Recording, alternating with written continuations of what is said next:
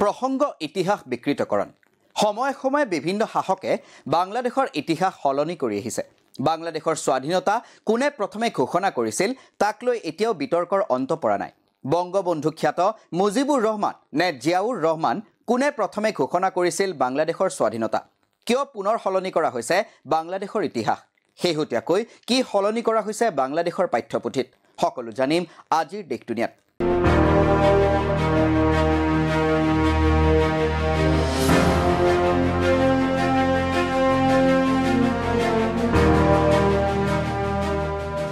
নমস্কাৰ মই সুদৰ্শন Kaushik Sharma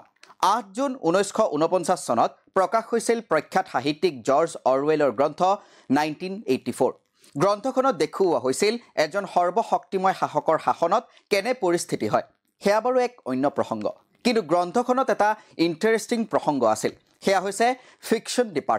fiction department এক মন্ত্ৰালয় ইয়াত ইতিহাস বিকৃত কৰা হয় আগৰ তথ্য নতুনকৈ লিপিবদ্ধ কৰি নতুন ইতিহাস ৰচনা কৰা হয় নতুনকৈ ইতিহাস এনেকৈ লিখা হয় যাতে হেয়া শাসকৰ পক্ষে থাকে ঠিক যেন অনুৰূপ ঘটনা ঘটি আহিছে বাংলাদেশতো অতি হেহুতিয়াকৈ বাংলাদেশৰ পাঠ্যপুথিৰ পৰা আতৰিল মুজিবুৰ ৰহমানৰ নাম বংগবন্ধু খ্যাত শেখ মুজিবুৰ ৰহমানক বাংলাদেশৰ জাতিৰ পিতা আখ্যা দিয়া হৈছিল কিন্তু হেহুতিয়াকৈ পাঠ্যপুথিসমূহত তেওঁৰ এই উপাধিও আঁতৰাই দিয়া হৈছে তাৰ লগতে আন কেইবাটাও সালসলনি ঘটোৱা হৈছে পাঠ্যপুথিসমূহত সেই অনুসৰি বংগবন্ধু খ্যাত শেখ মুজিবুৰ ৰহমানে নহয় জিয়াউৰ ৰহমানেহে বাংলাদেশৰ স্বাধীনতা ঘোষণা কৰাৰ কথা লিপিবদ্ধ কৰা হৈছে 1971 চনৰ 26 মাৰ্চত জিয়াউৰ ৰহমানেহে প্ৰথমে বাংলাদেশৰ স্বাধীনতা ঘোষণা কৰাৰ কথা উল্লেখ কৰা হৈছে পাঠ্যপুথিসমূহত লগতে একেটা চনৰে 5 দিনা অৰ্থাৎ 27 মাৰ্চত আনুষ্ঠানিকভাৱে পুনৰ জিয়াউৰ ৰহমানেই বংগবন্ধুৰ হৈ বাংলাদেশৰ স্বাধীনতা ঘোষণা কৰা বুলি লিখা হৈছে এনেকৈয়ে বাংলাদেশৰ ইতিহাস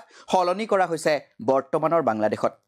অৱশ্যে বাংলাদেশৰ ইতিহাস সলনি কৰা কাৰ্যৰ উদাহৰণ এয়াই প্ৰথম নহয় বাংলাদেশৰ স্বাধীনতা আন্দোলনৰ গুৰি ধৰিছিল শেখ মুজিবুৰ ৰহমানে বাংলাদেশে 1971 চনৰ 26 মাৰ্চত স্বাধীনতা লাভ কৰে তাৰ পাছৰে পৰা মুজিবুৰ ৰহমান আৰু জিয়াউৰ ৰহমানক লৈ বিতৰ্ক হৈ আহিছে এই বিতৰ্ক হৈছে কৰ্তৃত্বৰ এই বিতৰ্ক কোনে প্ৰথমে বাংলাদেশৰ স্বাধীনতা ঘোষণা কৰিছিল তাক লৈ জিয়াউৰ ৰহমান হৈছে বাংলাদেশ নেশ্যনেলিষ্ট পাৰ্টিৰ জন্মদাতা 1978 চনত প্ৰথমবাৰলৈ বাংলাদেশৰ ইতিহাস সলনি কৰা হয় জিয়াউৰ ৰহমানৰ ৰাষ্ট্ৰপতিত্বৰ সময়তে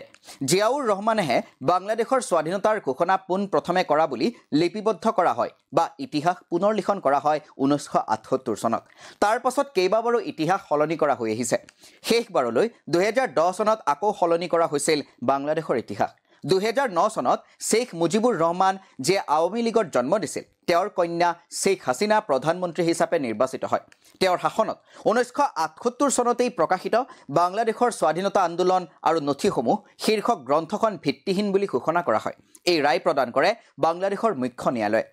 কোনে দৰাচলতে প্ৰথমে ঘোষণা কৰিছিল বাংলাদেশৰ স্বাধীনতা যদিওবা মুজিবুৰ ৰহমানৰ হৈ জিয়াউৰ ৰহমানে 1971 চনৰ 27 মাৰ্চত বাংলাদেশৰ স্বাধীনতা ঘোষণা কৰিছিল কিন্তু মুজিবুৰ ৰহমানে তাৰ আগতেই বাংলাদেশৰ স্বাধীনতা ঘোষণা কৰাৰ কিছু প্ৰমাণ পোৱা গৈছে 1971 চনৰ 26 মাৰ্চত হোৱাইট হাউচলৈ আমেৰিকাৰ প্ৰতিৰক্ষা চোৰাংচোৱা সংস্থা DIA প্ৰেৰণ কৰা প্ৰতিবেদনত কোৱা হৈছিল যে আজি পাকিস্তানক গৃহযুদ্ধৰ মাজলৈ ঠেলি দিয়া হয় যেতিয়া শেখ মুজিবুৰ ৰহমানে দুভাগ হোৱা দেশখনৰ পূব অংশ বাংলাদেশক সাৰ্বভৌম স্বাধীন গণৰাজ্য বুলি ঘোষণা কৰে 1971 চনৰ 26 মাৰ্চত তেতিয়াৰ আমেৰিকা যুক্তৰাষ্ট্ৰৰ ৰাষ্ট্ৰীয় নিৰাপত্তা উপদেষ্টা হেনৰি কিচিঞ্জাৰৰ অধ্যক্ষতাত অনুষ্ঠিত হোৱা ৱাশ্বিংটন বিশেষ কাৰ্যগোটৰ বৈঠকৰ কাৰ্যবিৱৰণীটো মুজিবুৰ ৰহমানৰ ঘোষণাৰ কথা উল্লেখ আছে কিচিঞ্জাৰক পাকিস্তানৰ সামৰিক একনায়কত্ববাদী শাসক ইয়াহিয়া খান আৰু মুজিবুৰ ৰহমানৰ মাজত আলোচনা কিয় ভাঙি গ'ল সেই কথা কওঁতে তেতিয়াৰ কেন্দ্ৰীয় চোৰাংচোৱাৰ সঞ্চালক DCI ৰিচাৰ্ড হেলমছে কয় যে এটা গোপন ৰেডিঅ' সম্প্ৰচাৰত মুজিবুৰ ৰহমানে বাংলাদেশৰ স্বাধীনতা ঘোষণা কৰিছে 1971 চনৰ 27 মাৰ্চত বিশ্বৰ বেছিভাগ বাতৰি কাকততো মুজিবুৰ ৰহমানৰ স্বাধীনতা ঘোষণাৰ বাতৰি প্ৰকাশ পাইছিল দ্য এছ'চিয়েটেড প্ৰেছৰ নতুন দিল্লীৰ সংবাদদাতাৰ প্ৰতিবেদনত প্ৰকাশ পোৱা অনুসৰিও লিখা হৈছিল এইদৰে পূব পাকিস্তানৰ জাতীয়তাবাদী নেতা শেখ মুজিবুৰ ৰহমানে নিজৰ অঞ্চলটোক স্বাধীন বুলি ঘোষণা কৰাৰ মাত্ৰ কেইঘণ্টামানৰ পাছতে তেওঁক গ্ৰেপ্তাৰ কৰা হৈছিল সৈয়দ বদৰুল আহছানৰ বংগবন্ধুৰ ওপৰত লিখা Sheikh Mujibur Rahman from rebel to founding father 2014 চনত প্ৰকাশিত